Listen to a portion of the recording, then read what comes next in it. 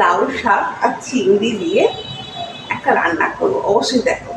লাউ শাকটা পাতা আর ডগ মতোগুলো নিয়ে হালকা ভাপিয়ে নিয়েছি।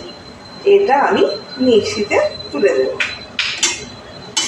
কাঁচা লঙ্কা শুধু অ্যাড করছি, আর এর নাম মাত্র রসুন দিচ্ছি। এটা আমি মিক্সিতে পেস্ট করব।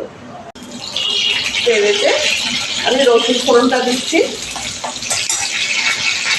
পেঁয়াজটা দিচ্ছি। এখানে আমি চিংড়ি মাছগুলোকে দিয়ে দিচ্ছি।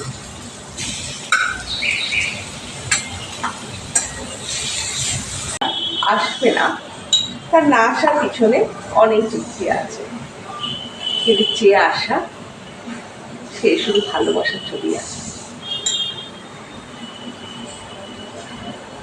এখানে আমি লঙ্কা দিলাম,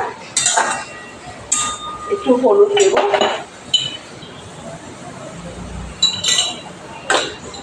আমার মতো শাক আর চিংড়ির পরিমাণ অনুযায়ী নুন দেব। এই শাকের পেস্টটা এখানে ঢেলে দেব। আস্তে আস্তে হোক, কাঁচা তেল দিয়ে অফ করে দিচ্ছি। এটা দারুণ রেসিপি। এটা লাউ ভর্তা বল, শাক ভর্তা বলতে পারো, চিংড়ি ভর্তাও বলতে পারো, যা বলবে।